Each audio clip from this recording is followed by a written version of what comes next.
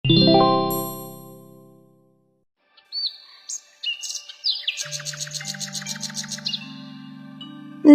টাকা দিয়ে যান আমাকে, দয়া করুন আপনারা। চাচা, ও চাচা, আমার বাবা খুবই অসুস্থ, দয়া করে সাহায্য করুন আমাকে চাচা। আমার সামনে থেকে সরে যা বলছি।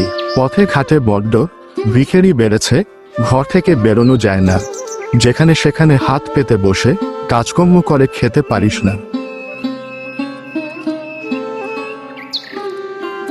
আমাকে একটু সাহায্য করবেন? আমার বাবা বড্ড অসুস্থ, তার চিকিৎসার জন্য টাকা দরকার। আমাকে দয়া করে একটু সাহায্য করুন, সৃষ্টিকর্তা আপনার ভালো করবে। কি মিষ্টি দেখতে চেহারাটা। তোমার বাবার কি হয়েছে? তোমার বড় কোনো ভাই নেই তোমার বাবার চিকিৎসা করানোর জন্য? রাস্তায় দাঁড়িয়ে দাঁড়িয়ে এত কথা কার সঙ্গে বলছো গিন্নি? কে এই মেয়েটা? কি চাইছে তোমার কাছে? মেয়েটা বলছে ওর বাবা নাকি অসুস্থ, চিকিৎসার জন্য অনেক টাকা প্রয়োজন, আমাদের কাছে সাহায্য চাইছে। হায় হায়, এ আমি কি দেখছি? এ তো আমার ছোট বোন মিলি। ওদের কি হয়েছে? মিলি কেন ভিক্ষে করছে? আমাকে সব জানতেই হবে। তবে বেশ, ওকে কিছু টাকা দিয়ে দাও, এতে ওর বাবার চিকিৎসা করাতে পারবে। এখন চলো। সৃষ্টিকর্তা, এ আমি কি দেখছি?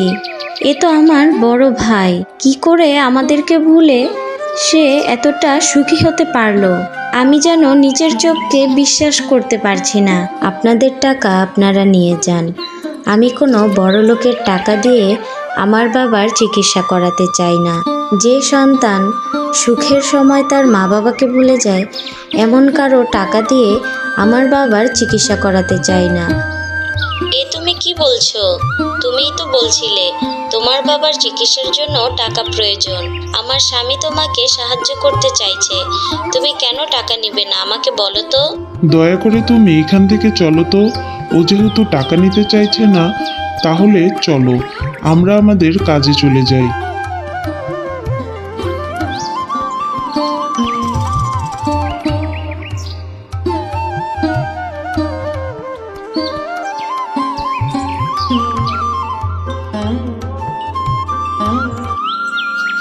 মা বাবা, তোমাদের একটা কথা জানাতে চাই।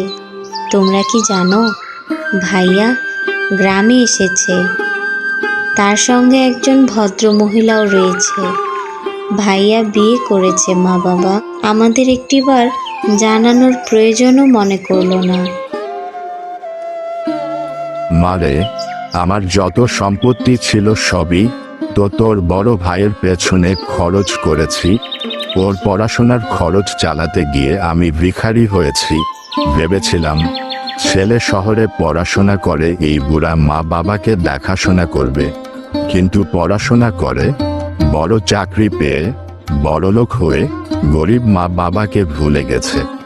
এমনকি আদরের ছোট্ট বোনটার কোথাও মনে রাখলো না। ওর কথা আর কোনোদিন আমার সামনে বলিস না রে মা। দয়া কইরা আপনি আর কথা বললেন না, এমনিই আপনার শরীরটা ভালো না। এমনই পোড়া কপাল, আপনারে যে ডাক্তার দেখামো সেই টাকাটাও নাই। মেয়েটা আমার বড় হইতাছে, সারাটা দিন রাস্তায় বইসা বইসা মানুষের কাছে ভিক্ষা চায়। ওরও তো একটা ভবিষ্যৎ আছে, ওরে আমি কই বিয়া দিমু? গ্রামের মানুষ টাকা দেয় না, কত খারাপ কথা কয়। গ্রামে কোনো জায়গায় কাজ কামও পাওয়া যায় না, যদি যাইতো তাইলে আমি কাজ কাম করতাম, মাইয়াডারে আমি ভিক্ষা করতে পাঠাইতাম না। সবই আমাকে পোড়া কপাল। ভাবছিলাম পোলা পড়াশোনা কইরা বড় চাকরি কইরা বাপ মার বোনরে নিয়া সুখের সংসার করব। হায় কপাল, সেই পোলা সব ভুইলা গেল। আমি তো ভাবছিলাম ছেলেটা বড় হইয়া ভালো চাকরি পাইয়া ও ছোট বোনরে বিয়া দিব, কিন্তু হইল তার উল্টাটা। পোলাটা আমাগো ভুইলা গেল রে, বউ ভুইলা গেল। ওর কথা আর কোনোদিন আমার সামনে বইল না। তোমরা তোরে একটা কথা কই রে মা, তুই কোনোদিন তোর ভাইয়ের কাছে যাবি না? এইটা আমি বাপ হইয়া তোরে আদেশ করলাম, যদি যাস তাইলে আমি মইরা গেলেও শান্তি পামু না। এমন কথা বইলো না বাবা। সৃষ্টিকর্তা তোমারে আরো 1000 বছর বাঁচাই রাখুক। আমি ভিক্ষা করে হলেও তোমার চিকিৎসার খরচ আমি জোগাড় করবই বাবা। এ নিয়ে তুমি কোনো চিন্তা করো না। দোয়া করি আল্লাহ ওরে সুখে রাখুক। ওর কথা বাদ দে রে মা, আমার জন্য একটু পানি নিয়ে আয়, আজকাল গলাটা খুব শুকায় আছে।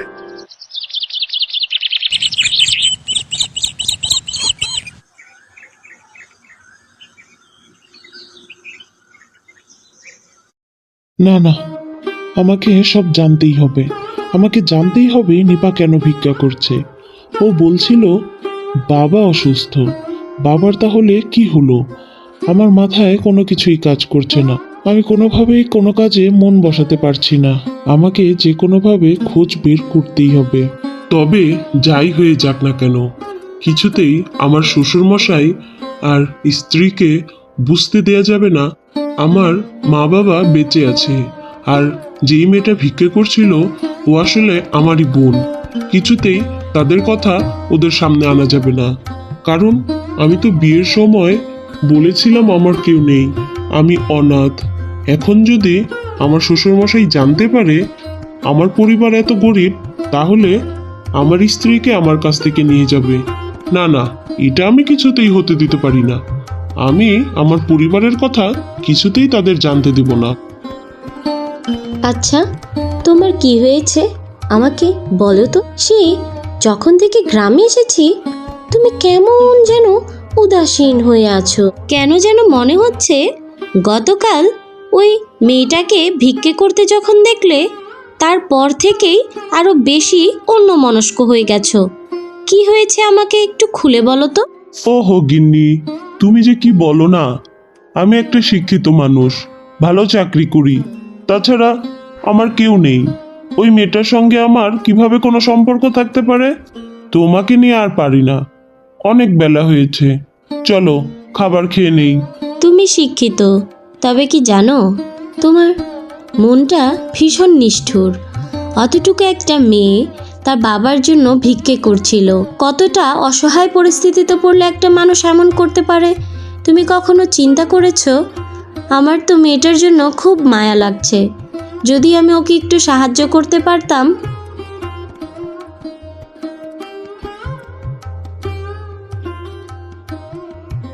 নিবা মারে, তোর বাপের অবস্থা তো ভালো না, চিকিৎসা করা দরকার।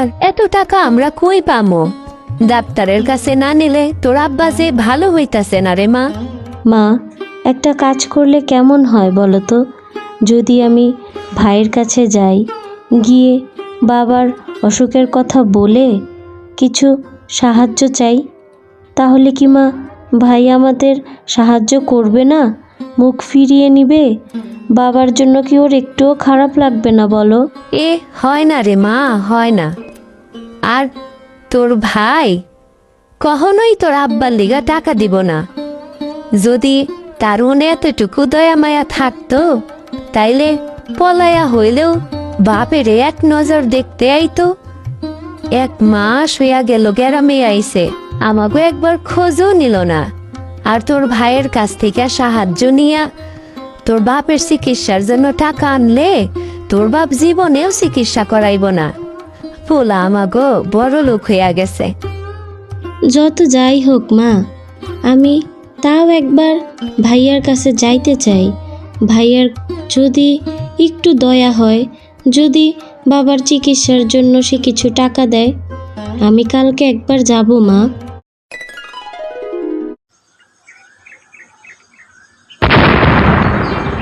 কি নিপা, তুই এখানে? তুমি এসেছো ভাইয়া? সেই সকাল থেকে এখানে দাঁড়িয়ে আছি, ভেতরে যাওয়ার সাহস হয়নি। আমি চাই না আমার জন্য তোমাদের সংসারে কোনো অশান্তি হোক। হয়েছে, আর ন্যাকামো করতে হবে না। কি বলবি বল, তোর ভাবি দেখে ফেললে কেলেঙ্কারি হয়ে যাবে। মানুষের মন যে এতটা নিষ্ঠুর হতে পারে, সেটা যদি আমার ভাইকে না দেখতাম, হয়তো কখনোই চোখকে বিশ্বাস করতে পারতাম না। ডাক্তার মশাই বলেছে যদি আমরা শহরে গিয়ে বাবার চিকিৎসা না করাই, তাহলে যে আমাদের বাবাকে বাঁচানো যাবে না ভাইয়া। তুমি কি এখনো সাহায্য করবে না? একবারের জন্য বাবাকে দেখতে যাবে না ভাইয়া? মায়া কান্না আমার সামনে কাঁদবি না, খবরদার বলে দিলাম। এই মুহূর্তে আমার কাছে কোনো টাকা নেই। যেই দেখেছিস আমি গ্রামে বেড়াতে এসেছি, তোর ভাবিদের অবস্থা ভালো, অমনি টাকা নিতে চলে এসেছিস। আমার কাছে কোনো টাকা পয়সা নেই। তোর ভাবি দেখে ফেলার আগে তাড়াতাড়ি এখান থেকে চলে যা বলছি। হে সৃষ্টিকর্তা, যে সন্তানকে পড়াশোনা করানোর জন্য মা বাবা ফকির হয়েছে, সে সন্তান কিনা আজ বাবার বিপদে এত বড় মিথ্যা অপবাদ দিচ্ছে। ঠিক আছে ভাইয়া, তোমার টাকা আমাদের দরকার নেই, তবে মনে রেখো তোমার টাকা আমাদের লাগবে না ভাইয়া। বাবার চিকিৎসার টাকা আমি ঠিক জোগাড় করব। তুমি দেখে নিও ভাইয়া, বাবাকে আমি ঠিক সুস্থ করে তুলব। তবে একটা কথা মনে রেখো, সবাইকে তার কর্মের ফল ভোগ করতে হয়। আজ তুমি নিজের মা বাবার সাথে যেটা করলে, এর ফল একদিন তোমাকে ঠিক ভোগ করতে হবে ভাইয়া। হায় আল্লাহ, হায় আল্লাহ, মেয়েটারে আর আমার একা কইরা তুমি চইলা গেলা। আজকে আমার আর মেয়েটার কি হইব? কেমনে চইলা গেলা তুমি আমার ঘরে ফালাই রাইকা? এই নিষ্ঠুর দুনিয়া থেকে তুমি তো বিদায় নিয়া বাইসা গেলা, আমি মেয়েটারে নিয়ে কি করবো? মা, মা গো, মা, বাবার কি হয়েছে মা? বাবার মুখটা কেন তুমি সাদা কাপড় দিয়ে ঢেকে রেখেছো মা? কান্দিস না রে মা, কান্দিস না। তোর আব্বা মগরে রাইখা পরপারে চইলা গেছে, আল্লাহর কাছে চইলা গেছে রে মা। তোর আব্বা মগরে রাইখা গেছে ঘরে মা। এ তোমার কি হয়ে গেল বাবা? তুমি আমাকে আর মাকে রেখে কোথায় চলে গেলে বাবা? ও বাবা, হে আল্লাহ, তুমি অন্যায়কারীদের নিশ্চয়ই বিচার করবে, তোমার কাছেই বিচার দিলাম। বাবার মৃত্যুর কথা শুনে রুবেল রাস্তার মধ্যে অজ্ঞান হয়ে যায়। তাকে হসপিটালে নিয়ে গেলে ডাক্তার জানায় তার দুটো কিডনি ড্যামেজ হয়ে গেছে, সে আর ঘন্টাখানেক বাঁচবে। কি থেকে কি হয়ে গেল? আমাদের এত সুন্দর সুখের সংসারটা এভাবে শেষ হয়ে যাবে আমি ভাবতেই পারছি না। তুমি আমাকে ছেড়ে চলে যাবে, এ আমি কিছুতেই মেনে নিতে পারছি না। হঠাৎ করে তোমার কেন এত বড় অসুখ ধরা পড়লো বলো তো? আল্লাহ কেন আমাদের সাথে এমন করলো? আজ আমি তোমাকে সব সত্যিটা বলবো। এই সবই আমার পাপের ফল। আমি তোমাকে এতদিন মিথ্যে কথা বলেছি। আমি এতিম ছিলাম না, আমার মা বাবা বোন ছিল। গ্রামে যে ছোট্ট মেয়েটা ভিক্ষে করছিল, ও আমার বোন। আজ আমার নিষ্ঠুরতার কারণে আমার বাবা এই পৃথিবী ছেড়ে চলে গেছে, যার শাস্তি বিধাতা আমাকে দিচ্ছে।